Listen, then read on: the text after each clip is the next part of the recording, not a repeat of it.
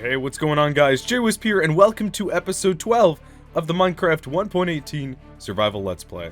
We are finally fully upgraded with perfect armor, tools, and weapons, and I couldn't be happier. Things are going great, and now that we're fully geared out, what we can finally start doing is working on some really awesome build projects. Now, one of my favorite new recent blocks added to Minecraft is the Amethyst blocks, and we can get those from Amethyst Geodes using Amethyst shards. So what I want to do to start off today's episode is show you guys not only the easiest, but also the best method of making an Amethyst Geode farm. Now, I have some blocks of Amethyst here in my chest. Now, here's the thing with Amethyst. There's two ways you can make this farm. The first way is with pistons, and that way you can make the farm fully automatic. But there's an issue.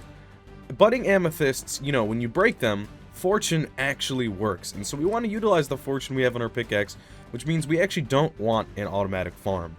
Now the issue is, when we mine amethyst, we have efficiency 5 on our pickaxe, it almost insta-mines, and so you don't want to break the block that's going to spawn amethyst. So how can we fix that? Well, the best solution is by using water buckets. Water will slow down the rate at which you break blocks, because everyone knows when you're in water, blocks break slower. So we're gonna go to an Amethyst Geode, and I'm gonna show you guys how to make this farm. Now, there's a few things I recommend. Obviously, you'll need some water buckets. I also recommend having a pickaxe with fortune. Now, if you don't have a pickaxe with fortune, or you just want a fully automatic farm, you can use pistons, and I'll show you guys how to do that. But I'm gonna use this, and I also recommend you either have respiration on your helmet, or you have water breathing potions. Now, what I do not recommend is Aqua Affinity, because what that enchantment will do is it actually helps you break blocks faster underwater. But we're using the water on purpose to slow down the rate at which we break blocks so that we can protect our budding amethyst. So, here we are at the geode. Let's show you guys how this works. So let's head inside. Now, if you have two geodes near each other, even better, because, you can make farms close to each other. But here we go. We have these, amethyst shards growing from the budding amethyst. But you can see, look, you break it so quickly. And so you got to be careful. But, if you have water on top of you, it'll help slow down the breaking. So, what we're looking for is the budding amethyst blocks, which is the amethyst blocks with these little, X's going through them, these little cracks.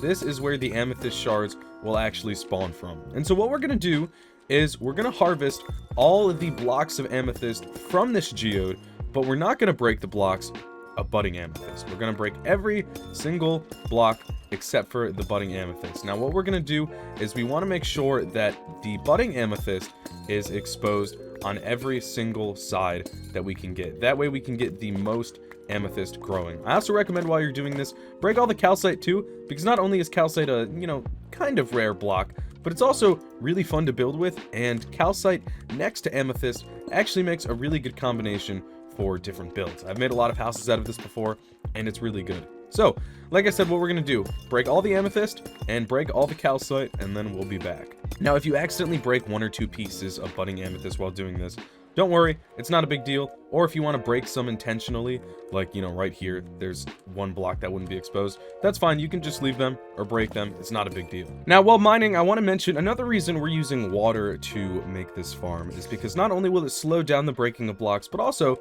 we have some budding amethyst up there. So currently, we can't really get to it unless we, made some stairs or ladders or something, but those are messy and can get annoying. So the best method is just, we're gonna fill this whole thing up with water, and then we can just swim up to get it. Alright, so once you are finished, it should look something like this. I only broke a couple budding amethyst blocks along the way, which is honestly pretty good. So we have this entire geode here.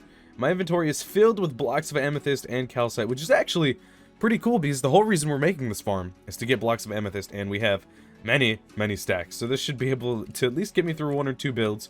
But yeah, we have this. So here's the next step, and this can take a decent amount of time. So what we're gonna do is grab our water buckets. I definitely recommend bringing more. I don't know why I only brought 3. And I also recommend that a good way to do this is if you have scaffolding. However, I have not found any bamboo in this world yet, so I don't have scaffolding. But we're gonna start from the very top and go all the way down to the bottom and just fill this entire geode with water. Now, I have respiration on my helmet, so I don't really have to worry about that. I'm just going to start from here, and I'm going to just kind of randomly place water like this, make my way up. Not every block of water has to be a source block, but you know, I would definitely try to get most of it. You at least want to fill up the entire geode to the point where you're able to comfortably swim around to every single block of budding amethyst. That's what you need to do. So as long as you can swim around so you can harvest it, you're all good. Now, budding amethyst will grow amethyst shards underwater, so that's good. The only thing you have to worry about is, again, you need water breathing potions or respiration, or you can just leave some, you know, some occasional air pockets so that you can still breathe when you need to. Either option works, but yeah, we're just going to do this for the entire geode. Now, this can take a little bit of time. It's a little bit time consuming, but it'll definitely be worth it because once we're done, that's pretty much all we have to do.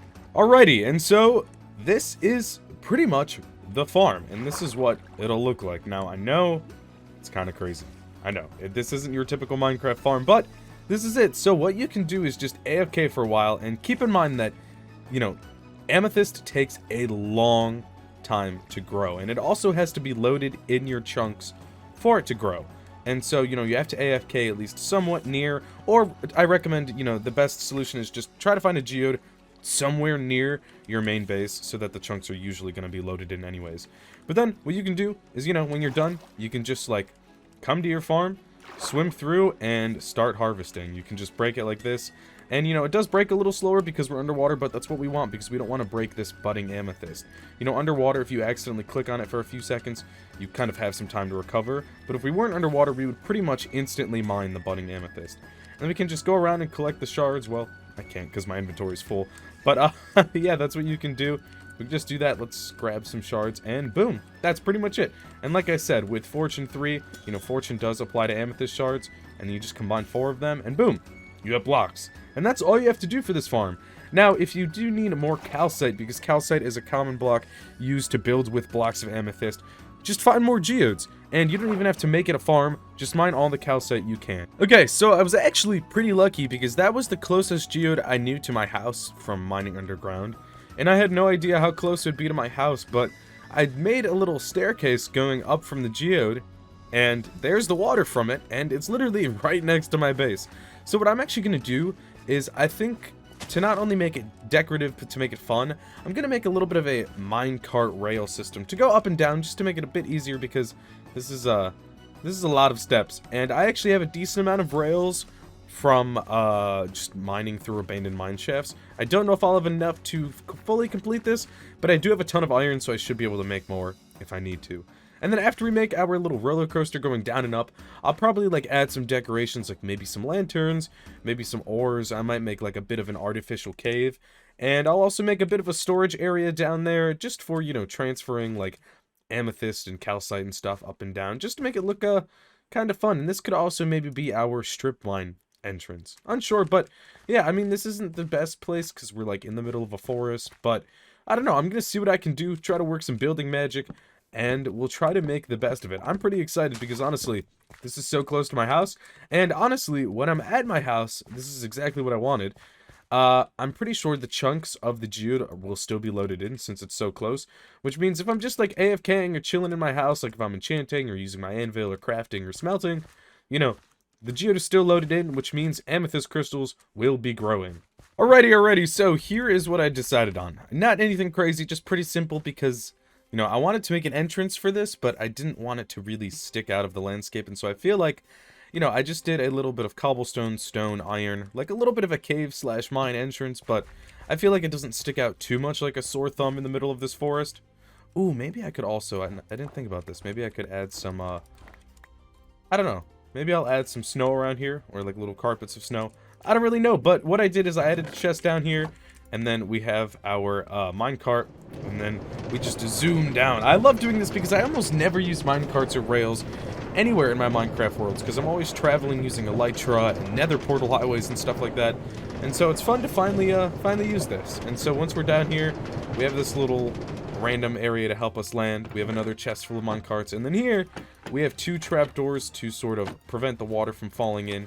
And then we have our farm. So pretty simple, and I think, you know, I didn't decorate down here much. I might decorate this room, make it look a little better, because right now it's kind of a mess, but, you know, it works, which is all that matters. And then going up, The ride's a little bit slower, but thankfully, it still works. It struggles a little bit, but we can get there. We just have to keep waiting. So, I don't know. Pretty fun. I just like this because I feel like I almost never use minecarts in any of my Minecraft worlds, and so it feels good to actually use it again. Plus, I love that it passes this giant dripstone cave.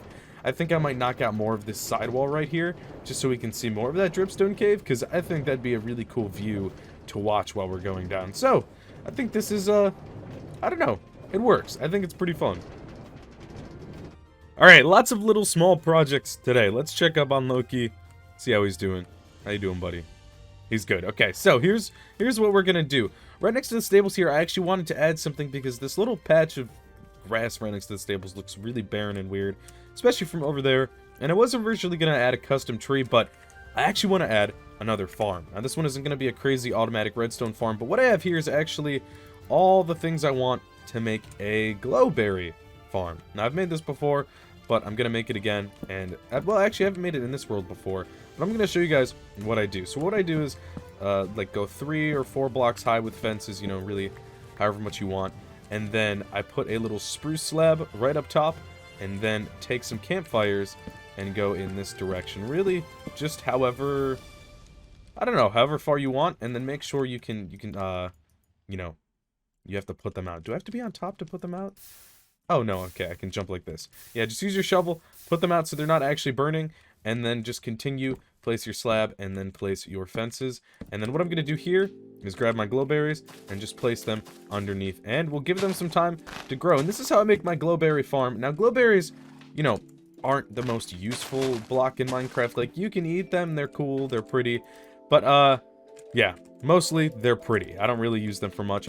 And so, you know, this farm is meant to be more decorative, but you can actually, you know, you can still harvest this and get berries from it. So what I'm going to do is just add some glowberries around here. Maybe I will add a custom tree because I do like putting custom trees, I don't know, every so often in my world. But let's just do this with the glowberries. And what it should do is, you know, the glowberries will just help fill in this little patch of grass next to the stables and just help it look a lot better. I actually might need to get myself some more campfires. I didn't realize that.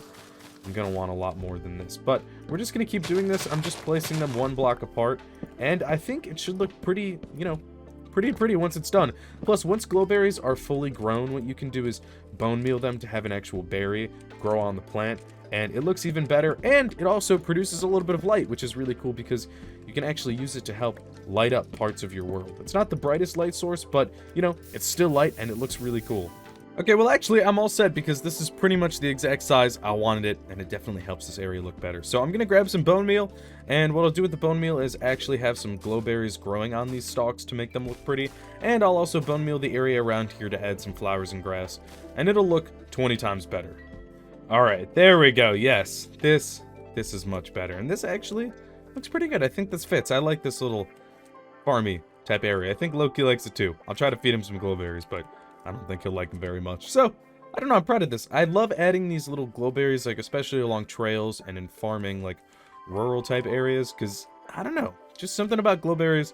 They look really pretty, and they really fit the aesthetic.